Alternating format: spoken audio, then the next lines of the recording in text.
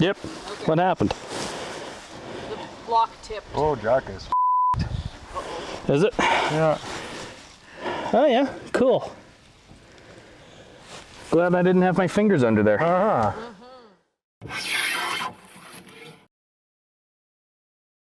Hey everyone, how's it going? Welcome to part 2 of the F-350 revival. I'm going to jump in with voiceovers a little bit more in this video as opposed to the last one, since I didn't do a great job of explaining or talking about things while I was actually working on things. If you did miss part 1 of the revival, you can check that out up here. So after my second day out at the farm working on the truck, I ended up having to go back to the pick and pull and picking up another alternator with the brackets that I needed to bolt back into my truck. I guess I should have walked in a little bit further, because here's the, identical truck, so. Well, mostly identical anyway. I guess while I'm in here, I should actually see how the alternator's supposed to be hooked up. So it's got that arm, one down there, that kind of holds it. Okay, ground goes here. Yeah, that makes a little bit more sense than how it was hooked up before, so. Alright, cool.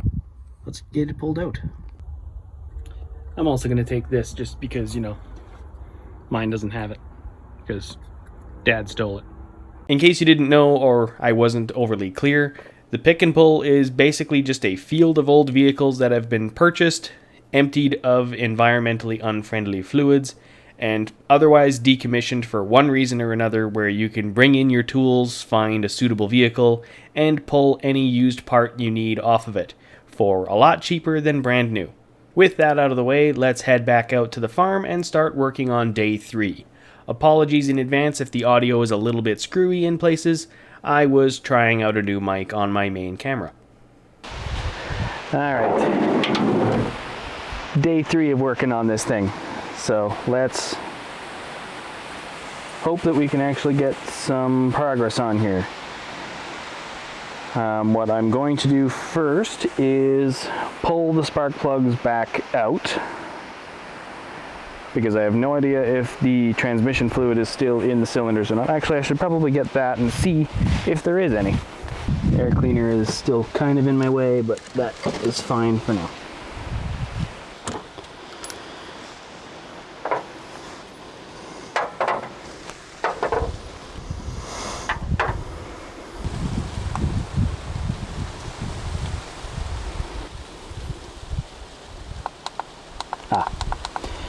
It's just a click, not a click and hold. And there's no more ATF in the cylinder, so it all slipped past the cylinder walls.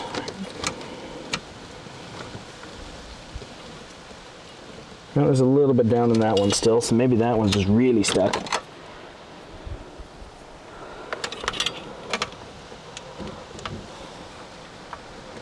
Oh, that one is still quite full. Okay.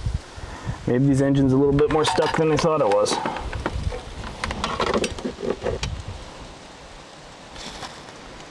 Come on, get in there.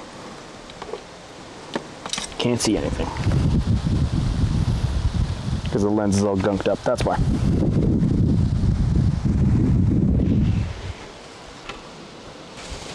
And there's still some in there too.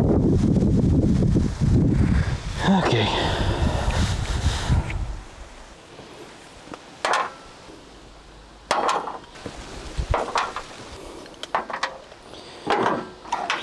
Okay, that one is like right up top, so I can't see anything.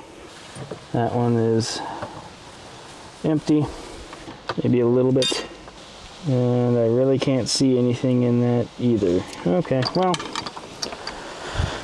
okay, I have no idea what cylinders have what in them, so let's just hook the battery back up and fire it up again. What could go wrong? It already is broken, so not like it's going to get that much worse.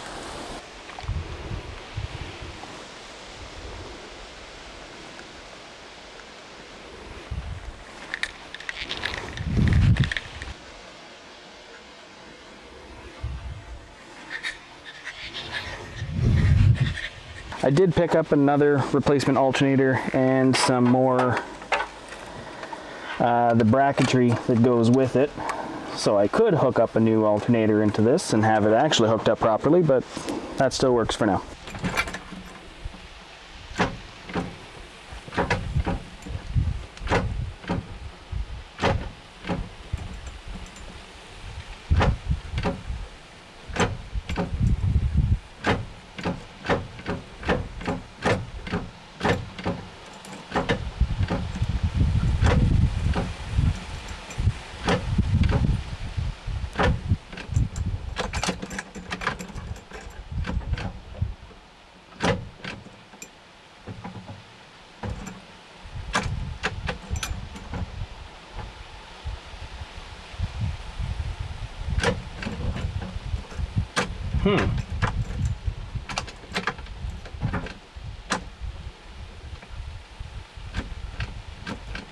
Uh-oh.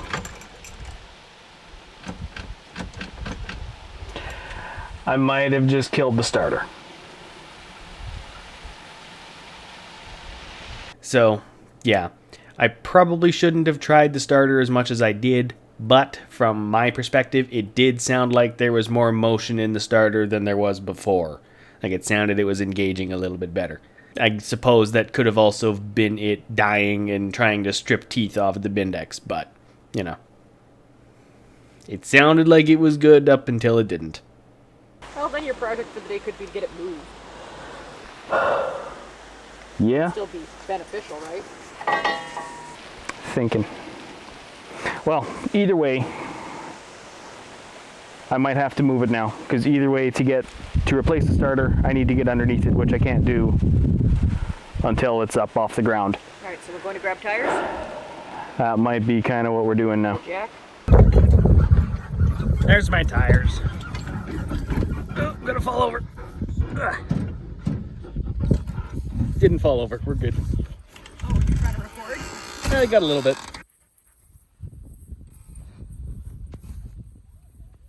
So, You have a dumb old time? these are the tires that were stolen off my truck to begin with. So, just to get the truck moving for now, I'm gonna steal a couple more. Maybe not that one. That one's kind of high peat. This one looks like it's a little bit exploded. That's the original off of this wagon. Okay. Oh. Now these are the original tires off of this hay wagon. Yeah. This tire and another one on the other side. These are off of the Ford truck originally. That one in the front, same with the other two on the other side. Those were just secondhand auctions that we picked up years ago. But they should work. I honestly don't know, because you look at the hub set, this one, you might be able to get away with this one, but like this one and two more on the other side, they grab this hub tight. But then you look at this one here, the profound gap. So we'll take the loose ones just to get it rolling. Oh no, exactly, yeah, these will be the first ones to go. Yeah. I don't need 4. I don't need all 6. I know that. Okay. You sure? I'm sure, but just I'm Alright. concerned that if we have to pull more than what we need off of here, I don't think they'll fit. Why would we need to take more than we need? In case the one doesn't fit. It'll be fine. So now that I know where I'm getting my tires, my brother and I started swiping them off the hay wagon. I took 3. Those of you who are good at math might think that we kind of miscounted there, but no. We used one of the F-350's original rims that just had a punctured tire on it, and we swapped out the rubber so that we didn't need to take off more than we needed off the hay wagon. Not that it really mattered long term, probably was the same amount of work either way, so whatever. With the tires and rims all liberated, I can start bolting them onto the truck. You might be asking why we didn't put blocks up when we took the rims originally. Well, for most of them we did. They just either sunk into the ground or collapsed, because a couple of them were bricks. So, yeah, now it's just sitting on the frame, so it didn't matter in the long run. Though I don't think a truck is supposed to be sitting on blocks for 30 years, but that's probably good. Hopefully.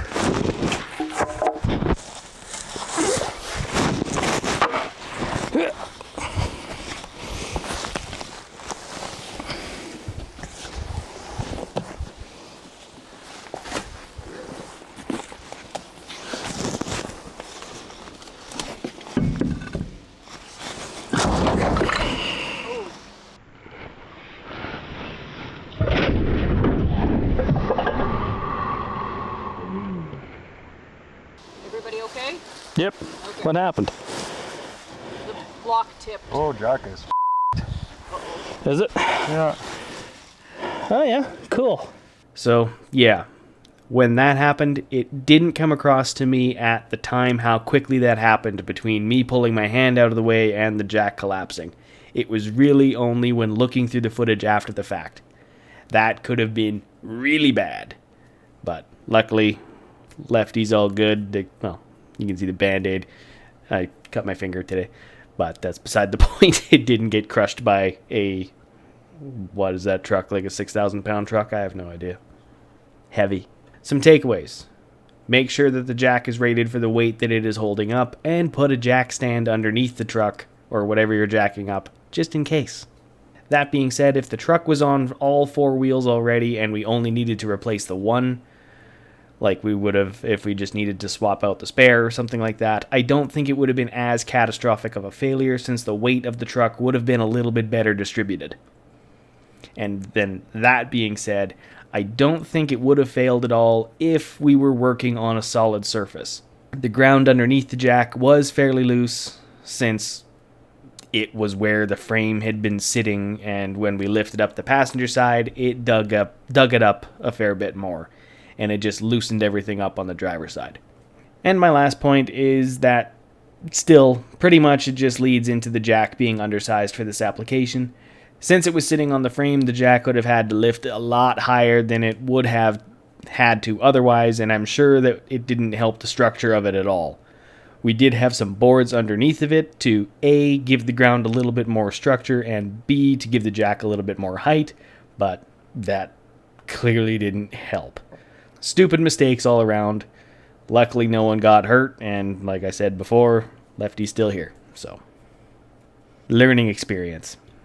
Once we had the floor jack out, which we should have been using the whole time, but either way, got that out, and we got the front driver tire installed. We were able to move on to the back tires, where other than annoying a bumblebee nest in the exhaust pipe... Oh, he got you? Must have. Get away!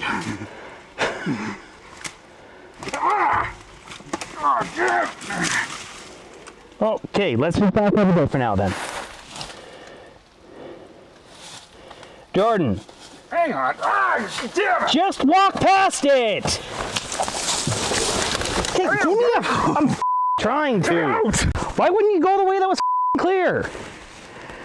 Quick, easy, escape. Not quick and easy if there's someone in your way. Oh, shut up. I lost my glasses in there.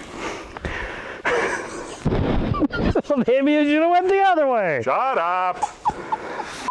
You okay? Oh. No. There's one in your beard. There wasn't. You're an ass. Yes, I am. The back tires were installed without further incident, other than needing to redo the bead on the one that we swapped the rubber on, but Jordan didn't do it properly to begin with. Forgot to lube it up. We got it up on wheels now. That was fun. There's a bumblebee nest back there in the exhaust, so that'll be fun to deal with later. But otherwise, it's on wheels and it can finally move. So my brother is going to pick up the tractor, and we're going to haul it and park it somewhere where it's a little bit easier to work on. So that'll be good.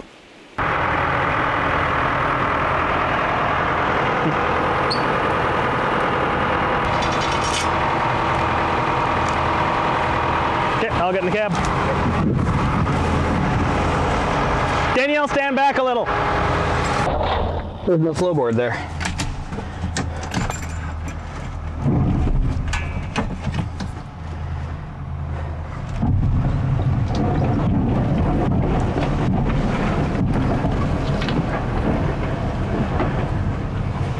Danielle can't see me or hear me.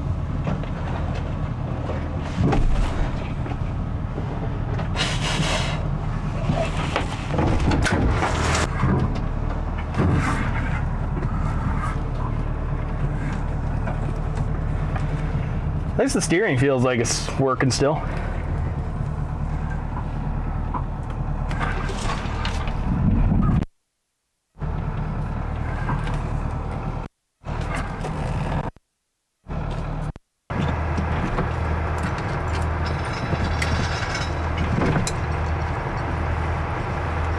I have no idea if it's in park or not. This might just be wrong. There, it's in park. Well done. Park. All right, sure, why not? 186,830 kilometers. Cool. So because the brakes are not working, we're going for a physical connection between the tractor and the truck. So we're basically just hooking on to the bumper, and we're going to tow it right from there. Because then if he slows down, I'm not going to roll down the hill and drive the truck into the back of the tractor. I imagine it would be rigid enough. Oh, yeah, same here. I just need to grab the clevis. Okay. You work in Grandpa's truck? Hold on, I'm going to let the bees out.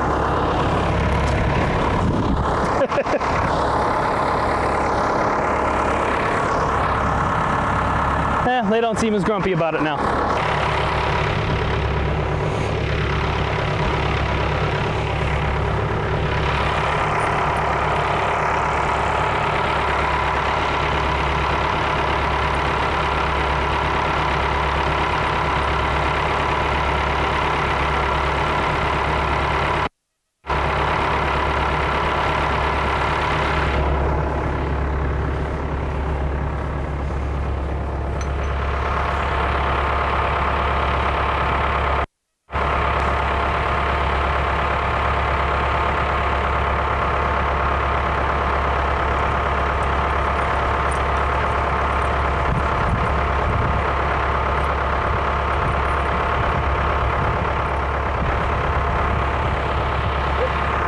It's in a little bit rougher condition than I thought it was, but still not terrible for being almost 40 years old. Works just fine. Yeah. Let me actually get in the thing first.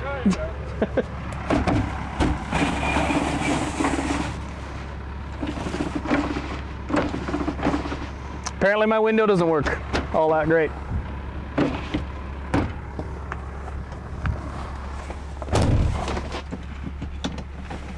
Notaro. And I can't see shit.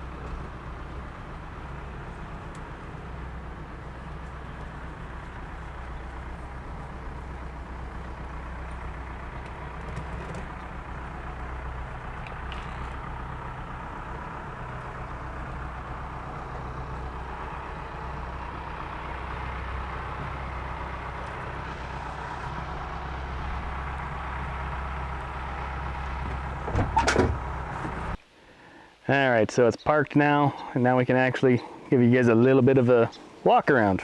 I did one already. Yeah, but now I'm doing it and describing. So yeah, there's a little bit more rust on here than I thought, like the back end here. A little bit in the cab corners. Along the bottom of the door. I can't get this door open. I don't know why. A little bit in the door sill. A little bit of the interior. To be fair, the body on this is 5 times better than what's on the Dodge. True, yes. Just take a power walk into it. Something I did notice while we were hauling it over, I got a little bit of a flare hole. I'll have to fix that later. I think it's because of the heater core leaking there, but I don't know for sure. Door still closes nice. Front end, which you've seen a lot of. Except now that it just has tires, so we were able to move it. Driver's seat, I still have to reassemble the dashboard because Dad took the temp gauge out of it, but I did pick up another one at a pick and pull. There's the sorted materials I got. The moss attempting to kind of take over again, which, there's a pen. It's handy. A little bit more rust in the cab corner here, and then we can actually get into the back seat now. So there's some a little bit of mold or mildew, but not too bad. And then there's like next to no wear on the driver's seat, which is really nice. Oh, of course. There we go. Hey, you stay closed. This seems weird. We'll be driving down the highway with the dogs and one of them will just tumble out. Well, once I get some WD-40 or something in there, it'll be fine. Well, it's got to pass inspection before you can drive it. So. All that too. A little bit more rust. A little bit more rust. A little bit more rust, but overall, for a 40-year-old vehicle, really not too bad. It gets older every time you explain it. Be one hefty ass gas bill, but you won't be filling up as often. Oh yeah. And I haven't tried opening the tailgate yet, but I'm not going to. Jordan, do something with all your batteries. I will. Okay. Before the sun explodes down. And I should probably get all this out of there before it completely rots out the box. Because this would have been fine because it was sitting with the back end facing the bottom of the hill, so it would have all drained out, but probably not as much now. So yeah, there's that project. And again, I really didn't do all that great of an outro that day, like in the last video. It just kind of ended, so here I am.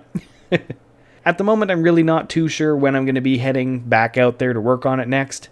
I do have a few other projects here that are needing completion before I can dedicate that much more time to the truck, but I will be heading back down there for a part 3 somewhere down the line.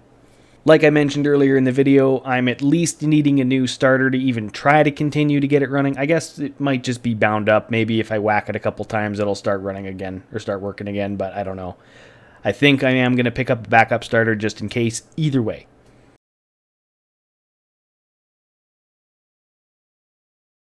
And by the time I get back out there to work on it some more, I think the tires that we used to move it will also be stolen back for the hay wagon because it will be haying season part 2. So they'll probably be gone. And I'll definitely need another set of tires so that it's sitting firmly on the ground before I even consider getting back underneath that thing. I think the jack collapsing has left me a little bit gun shy, understandably. Like, I had my brother over to work on his van a couple days after that, and it's like, I don't really want to be under vehicles unsupported properly anymore, which is probably a good thing.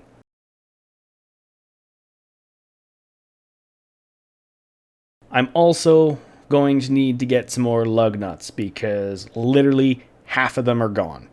I'm also going to need to get a deep 1 1/16 socket because putting lug nuts on that thing on with a normal wrench is painful. I think the back wheels only had about 2, maybe 3 of the 2 or 3 of the 4 lug nuts available out of the 8 that there should be holding those tires on, just because we couldn't get close enough to actually tighten them all the way. But if it's just rolling couple hundred feet, whatever, it'll be fine. It's not going down the highway or with only 3 of the things, so I'm not that worried about it. But to move it more, or to drive it under its own power, I think I'm going to need some more lug nuts. Anyway, with that, I think I'm going to call it a video. So, thank you all for watching, and if you like what I'm doing here, give this video a thumbs up and subscribe for more. If you have any questions or comments, I look forward to reading them in the comment section below, and if you want to see more up-to-date projects, you can always follow me on Instagram at John the Schreiner. Otherwise, I will see you here in the next video, and have a good one.